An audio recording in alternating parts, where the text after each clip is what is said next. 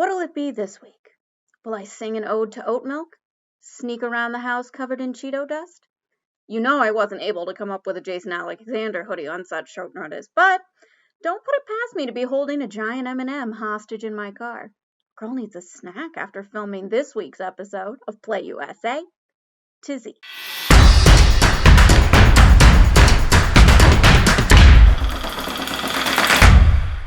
Jessica Wellman, and I'm still trying to wrap my brain around Kansas City failing to score a single touchdown in the Super Bowl, but I will try to focus and bring you another edition of the latest gambling headlines for y'all.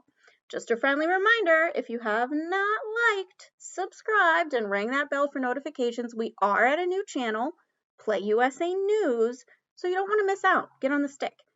All right. Hopefully, you didn't miss out last week when I made some magnificent predictions about, amongst other things, the Super Bowl.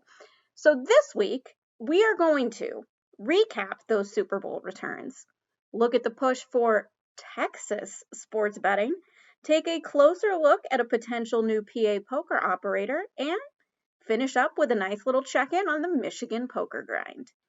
Now, the football game may have been lackluster, but states are already reporting that the handle on the Super Bowl and the numbers, unlike the gameplay, are living up to the hype. Legal Sports Report has been tracking states reporting revenue, and the number already exceeded $400 million as of Tuesday. Plenty of states saw some massive growth. New Jersey, for example, was up an astounding 116% from last year. They more than doubled handle, taking $117.4 million in wagers, generating a little over $11 million in revenue. Perhaps more astonishing than the numbers out of New Jersey or the fact that the first state to release figures? Illinois! Yes, the same Illinois I said would have numbers for December 2020 sometime in 2024, just last week. Someone over at the IGC's ears must have been burning because they have indeed shown me up. Illinois residents bet just over $45 million on the big game. Sportsbooks pocketed over $7 million of that in revenue, and the state gets to keep roughly $1 million of that in tax dollars. Pennsylvania also had some big jumps year over year. The state took almost $54 million in wagers, which is a 74% increase from 2020. It's possible some technical difficulties can explain why the numbers weren't even bigger in these states either. Several sportsbooks experienced outages, including 3 of Illinois' 5 operators, BetRivers, FanDuel, and DraftKings. The assumption is the high volume slowed down things and resulted in operators not being able to process all the bets people were trying to place. Barstool Sportsbook, which was running a big promo around live betting in Michigan and Pennsylvania, issued huge credits to affected customers. DraftKings also credited customers with a $20 bonus as a mea culpa for the problem. Even with troubles, that was a lot of dough. You're right, buddy, a lot. And we're going to talk about one that didn't do as well. One state that didn't go great was Nevada. Even though the state led the pack with $136 million in handle, it was actually the lowest amount of Super Bowl betting in the Silver State since 2016. Vegas bookmakers blame the virus and the lack of tourism on the dip. Nevada also missed out on a big spender who took his funds to Colorado instead. Yeah, you can come back for him. His name is Jim McIngvale, or as you may know him, Mattress Mac. The Houston businessman makes his living owning furniture stores, but you wouldn't know it based on the news. Back in 2019, Mac made headlines and lost millions betting on the Houston Astros to win the World Series. Since then, he's expanded his betting portfolio beyond Texas teams. This time, he decided to back the Tampa Bay Buccaneers. He hopped a plane to Colorado and dropped a $3.46 million bet on the team spread at plus 3.5. He profited nearly 3 times what the state of Illinois did on the big game, pocketing an extra $2.72 million. Now, if certain big names in the sports world have their way, Texas could be the benefactor of Mattress Mac's big bets in the future. It may sound outlandish to suggest that a state that has 3 tribal casinos, a lottery, and that's about it, would suddenly offer sports betting, but given the kinds of names throwing their support behind the idea, it isn't as crazy as you might think.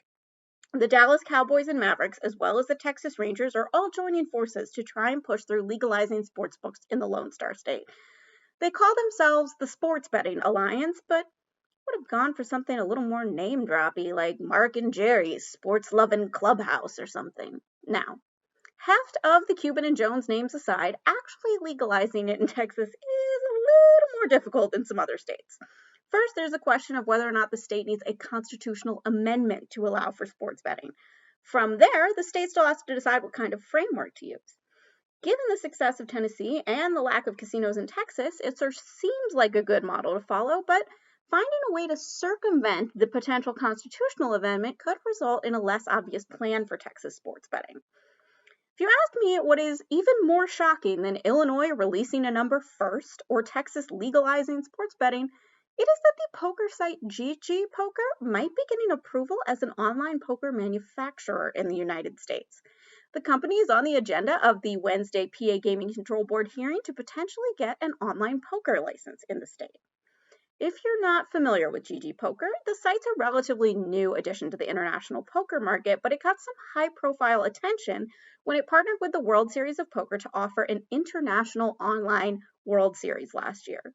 When the announcement happened, there was some consternation about the fact that U.S. players were allegedly regularly using VPNs to sneak into the site, which is a big no-no for regulated gambling groups like WSOP.com here in the States. The WSOP stipulated that everyone playing in these bracelet events on GG needed to play under their real name and warned that there would be serious consequences for anyone caught VPNing in. Around the poker community, it's a bit of an open secret that Americans are still playing on GG Poker using VPNs. Now, there is certainly a difference between turning a blind eye to U.S. customers using VPNs to play and actively courting U.S. customers like America's Card Room does. Either way, though, it raises some eyebrows. Given that PokerStars paid 9 figures and spent years trying to put its post-Black Friday suitability problems behind it, and Caesars very publicly kept its nose out of real money online poker after UIGEA passed in 2007, seems the PA Gaming Control Board at least has some very important questions to ask before signing off on the operator. Certainly understandable, though, that more people are eager to get online poker operations up and running in the state, given the fast start in Michigan. It took exactly 1 week for the Wolverine State to outgrow the Pennsylvania market. The new PokerStars site regularly fills over 2,000 seats, and that number is going to go up once the site hosts its first high-profile tournament series. That series is right around the corner, too. PokerStars announced this week that the first ever Michigan Championship of Online Poker will begin on February 20th and run through March 8th. The series will include 60 tournaments and feature a grand total of $1 million in guarantees. The main event, which runs on March 7th, is a $300 buy-in tournament with $125,000 guaranteed. If Pennsylvania is any indicator, though, that guarantee is going to get blown out of the water. The recent PA PokerStars Winter Series hit all 45 guarantees, and the main event, which was also a $300 event, had a $321,000 prize pool. So, mark your calendars, Michigan. Should be a record breaker.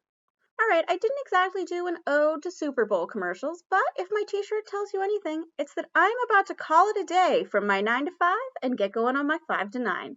What a way to make a living, am I right? In the meantime, I'll see you next time on Play USA to Z.